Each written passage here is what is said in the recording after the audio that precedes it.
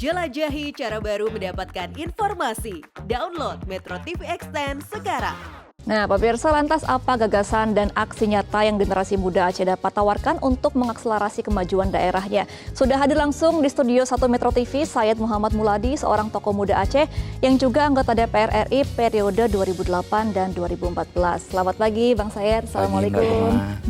Terima kasih sudah diundang ke Metro TV. Iya, sehat ya Bang Sayyid ya? Alhamdulillah sehat. Bang Sayyid, saya dengar sebelum jadi anggota DPR juga pernah menjabat sebagai organisasi apa ya waktu itu? Saya jadi Sekjen DPP KNPI Pusat. Oh gitu ya? Tahun 2008-2011. 2011 gitu. Ya.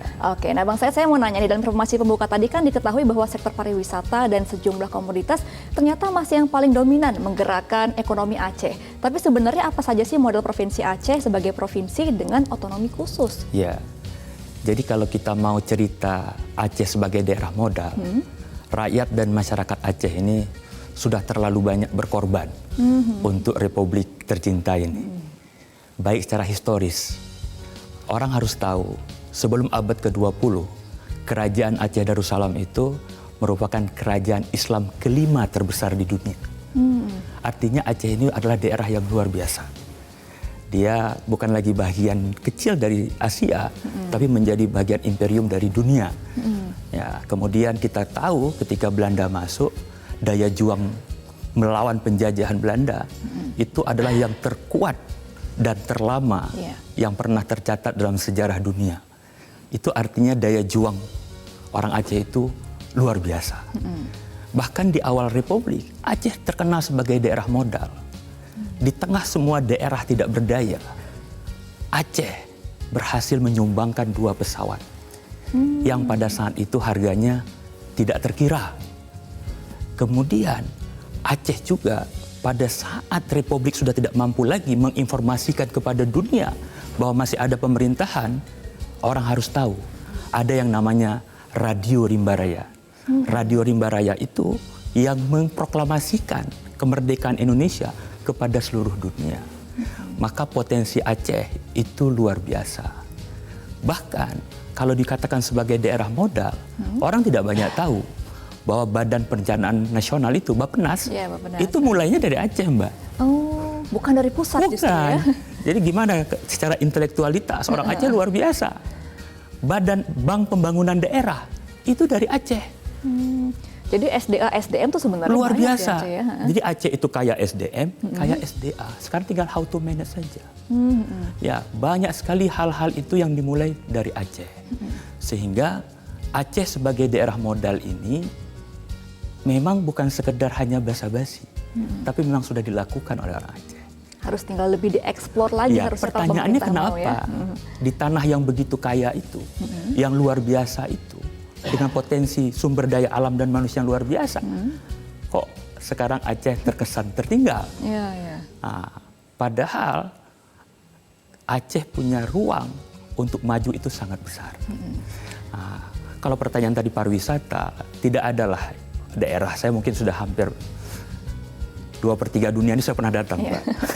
Cuman Aceh ini memang luar biasa. Pariwisata di pantai barat, Sabangnya, seluruh daerah pariwisata, Danau Laut Tawar, keramahan masyarakatnya, dan mungkin tidak ada daerah yang seaman Aceh. Kalau di Jakarta kita taruh motor pakai kunci, hilang kan? Di Aceh enggak, Mbak. Di Sabang sudah enggak. asas kepercayaan Asasnya, masyarakatnya iya, itu ya. Jadi memang luar biasa di Aceh ini. Nah, cuman hari ini kenapa? Pertama, konflik yang terlalu panjang. Yang kedua, ada polisi pemerintah pusat yang setengah hati untuk Aceh. Kita tahu Aceh hari ini itu di-guidance sama satu undang-undang yang namanya Undang-Undang 11 2006 tentang pemerintah Aceh. Selama Republik ini berdiri ada 3 undang-undang. Yang pertama Undang-Undang 24 tahun 56 tentang Daerah Istimewa Aceh. Kemudian Undang-Undang 18 2001 tentang Nanggro Aceh Darussalam. Kemudian Undang-Undang terakhir 11 2006 tentang pemerintah Aceh. Undang-undang ini undang-undang yang sangat mahal. Lahir dengan darah, nyawa, dan air mata. Kenapa daerah lain yang punya ya? Tidak ada yang punya. Kenapa saya katakan Undang-Undang 11 2006 itu lahir dari darah, nyawa, dan air mata? Karena lahirnya dari 2 peristiwa besar. Maka Undang-Undang 11 2006 itu lahir. Yang pertama, tsunami Aceh. Tsunami Aceh, ratusan ribu nyawa hilang. Konflik Aceh selama 40 tahun, puluhan ribu nyawa hilang. Karena berkat rahmat Allah Subhanahu wa Ta'ala, kemudian tergerak pihak Republik dan pihak Gerakan Aceh Merdeka duduk dalam perundingan di MOU Helsinki. Itulah damai Aceh yang mahal sekali. Saya orang yang merasakan, saya lahir besar di Aceh, saya kuliah dari SD sampai kuliah S1 saya di Aceh. Saya merasakan bagaimana tidak damainya dan bagaimana pada saat damai sekarang. Inilah yang kemudian selama Aceh bergolak, kemudian MOU Helsinki, lahirlah Undang-Undang 11 2006 ini. Dalam Undang-Undang 11 2006 itu sebenarnya apa isi intisari dari 273 pasal yang ada di situ? Kebetulan saya juga mantan sekretaris OSUS Aceh Papua. Saya hafal dan paham pasal Undang-Undang 11 2006 itu. Intisari daripada undang-undang itu, orang Aceh boleh semuanya. Aceh boleh lakukan apa? Ambil sumber daya, kuasai semua. Yang jangan minta satu, merdeka. Yang lain kalian ambil. Ya, yang kalian ambil. Ada 4 poin penting di dalam Undang-Undang 11 2006 itu. Yang pertama, partai lokal. Tidak ada daerah lain yang ada partai lokal. Iya, paling banyak di Aceh partai lokal. Kenapa? Yang kedua, dana otonomi khusus. Yang ketiga, syariat Islam. Bahkan dalam menimbang pasal 11 2006 itu dituliskan bahwa Aceh adalah daerah khusus yang bersifat istimewa yang karena daya juang yang tinggi berazaskan syariat Islam. Nah, Bang Said, kalau kita ngomongin soal syariat Islam nih, kan Anda juga turut terlibat ya dalam perumusan undang-undangnya ya ketika ada perumusan undang-undang ini. Lalu bagaimana implementasinya terhadap kebijakan publik di sana, khususnya kebijakan terhadap ekonomi nih berbasis syariah di Aceh? Ya, jadi begini. Undang-Undang 11 2006 itu sudah firm bahwa pelaksanaan syariat Islam di Aceh itu tidak ada debatable lagi. Nah, karena tidak ada debatable lagi, maka seluruh instrumen lembaga keuangan syariah, tidak sekedar perbankan, kredit, leasing, segala macam, itu harus berazaskan Islam. Itu tidak ada tawar-menawar lagi. Maka kalau ada pihak-pihak yang baru-baru ini mencoba-coba untuk kembali mendatangkan bank konvensional, mengganggu syariat Islam, itu pasti akan dilawan oleh orang Aceh. Nah, jadi perekonomian Islam ini harus diberdayakan dengan semaksimal mungkin. Jangan karena bank syariah Indonesianya rusak 3 hari, terus yang disalahkan syariah Islamnya, Mbak. Itu yang terjadi di Aceh kemarin. Iya, yang kemarin sempat ramai 3 hari tidak bisa diapa-apain ya. Gara-gara 3 mobil bankingnya tidak bisa dipakai, banknya macet. Yang terjadi bukan BSI-nya untuk diperbaiki, tapi syariat Islam yang diprotes. Itu yang rakyat Aceh nggak bisa terima. Nah, jadi kalau saya lihat pelaksanaan syariat Islam ini itu memang ruhnya orang Aceh. Karena Aceh ini secara fakta itu 99% Muslim. Dan di sana orang non-Muslim itu paling aman. Mbak bisa lihat dengan etnis Tionghoa. Tidak ada satupun yang terganggu di Aceh. Meskipun lebih dari 90% itu warga Muslim. Tapi... Bukan 90%, 99%. Nah, jadi tetap aman ya aman. Untuk hidup di sana. Kriminalitas premanisme di Aceh nggak ada. Nah, yang ada pada saat itu pemberontakan. Karena apa? Karena ketidakadilan. Ini Bang soal Said, keadilan dan kesejahteraan saja. Bang Said, kita masih akan membahas ya mengenai potensi dan juga modal di Aceh. Tapi kita harus jeda terlebih dahulu. Pemirsa tetap bersama kami di Selamat Pagi Indonesia.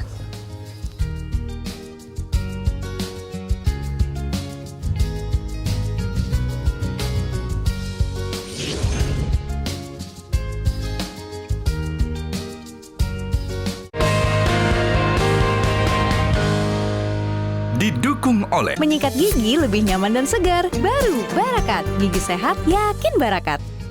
Pemirsa, Anda kembali di Selamat Pagi Indonesia. Usai mengalami perlambatan pada tahun 2020 karena pandemi COVID-19, peningkatan indeks pembangunan manusia di Provinsi Aceh kembali membaik. Berdasarkan indikator konsumsi real per kapita, perbaikan kinerja ekonomi Aceh mengalami pertumbuhan positif. Badan Pusat Statistik mencatat kemajuan Indeks Pembangunan Manusia atau IPM di Provinsi Aceh selama 2010 hingga 2021. Rata-rata meningkat 0,68% per tahun. Pada periode 2021 hingga 2022, IPM Provinsi Aceh tumbuh sebesar 0,86%. Lebih tinggi jika dibandingkan dengan kenaikan periode 2020 hingga 2021 yang tumbuh 0,26%. Sejak tahun 2016, status pembangunan manusia Provinsi Aceh meningkat dari level sedang menjadi tinggi.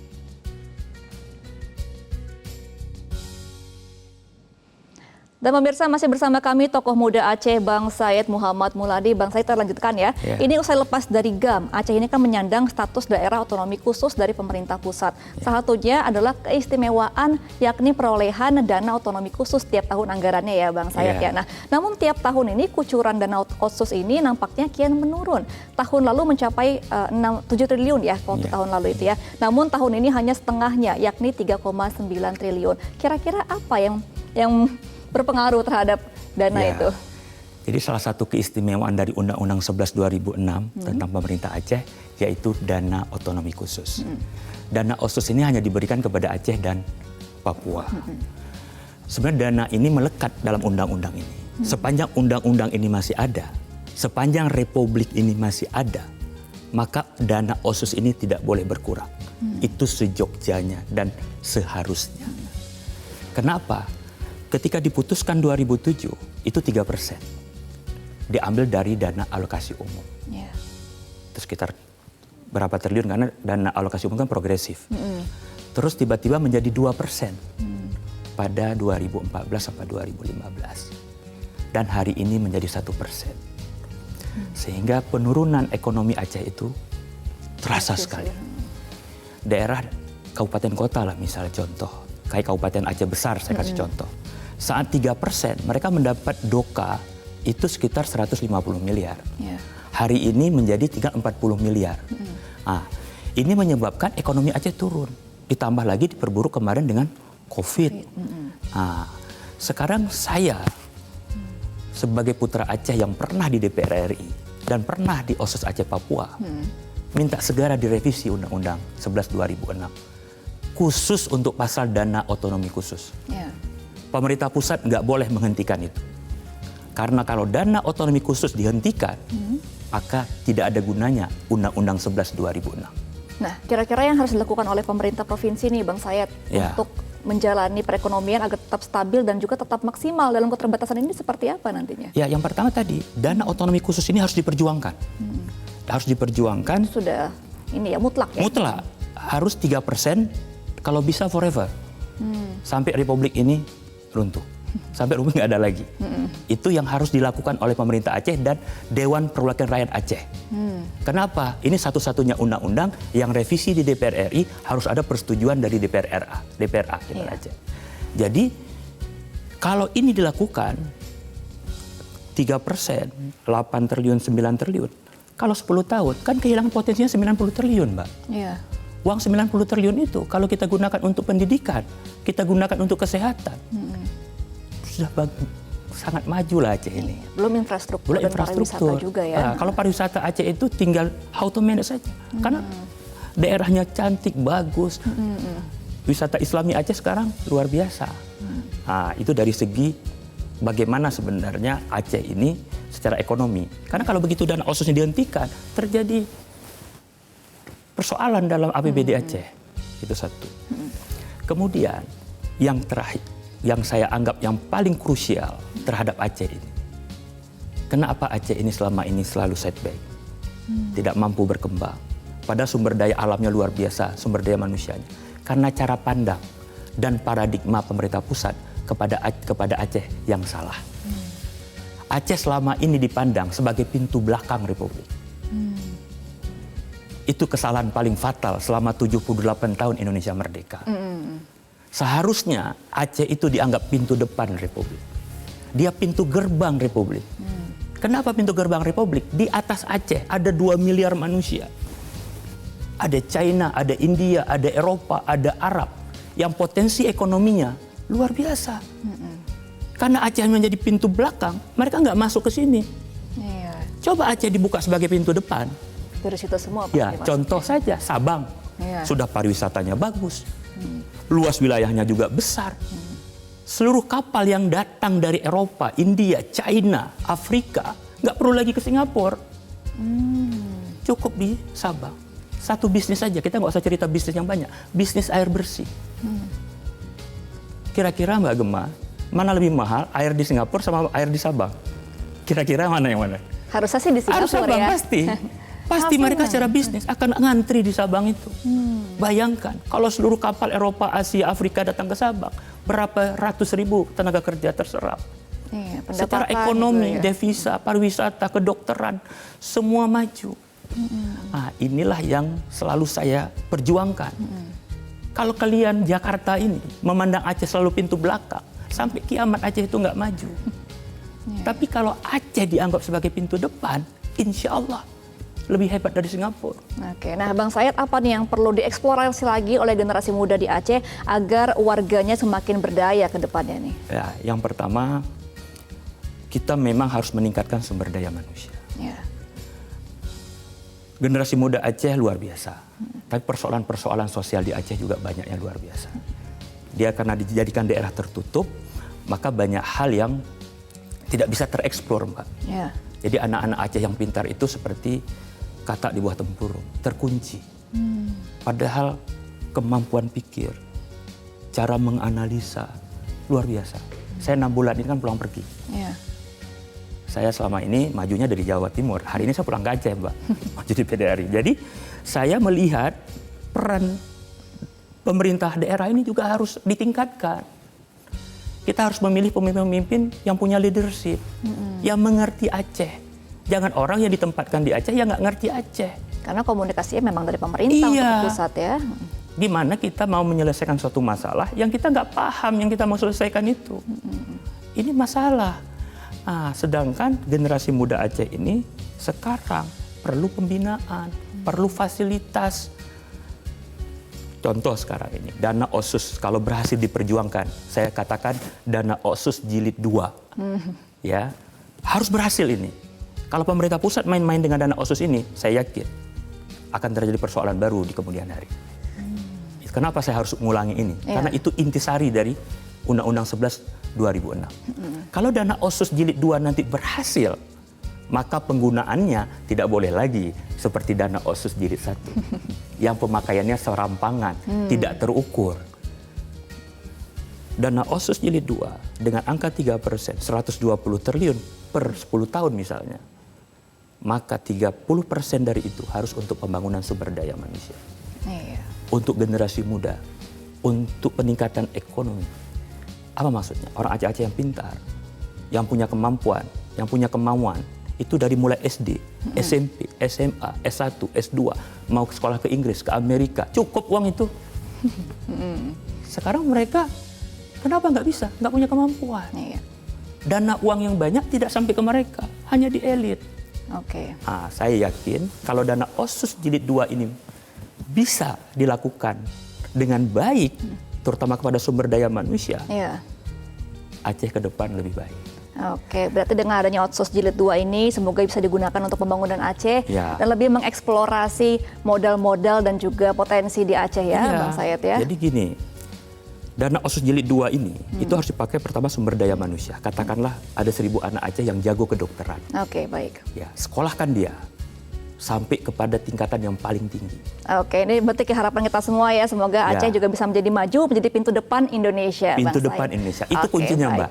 Kalau itu tidak dilakukan, sampai kapanpun Aceh tidak maju. Oke, baik. Terima Dan kasih. pelaksanaan syariat Islam tidak boleh diganggu-gugat. Baik. Karena itu adalah ruhnya orang Aceh. Oke, baik. Terima kasih sama sekali Bang Sayed Muhammad Muladi, tokoh muda Aceh, sudah menjelaskan apa kepentingan dari warga Aceh. Semoga Aceh menjadi pintu depan Indonesia. Dan pemirsa, selamat pagi Indonesia. Masih akan kembali untuk Anda dengan sejumlah informasi lainnya. Tetaplah bersama kami.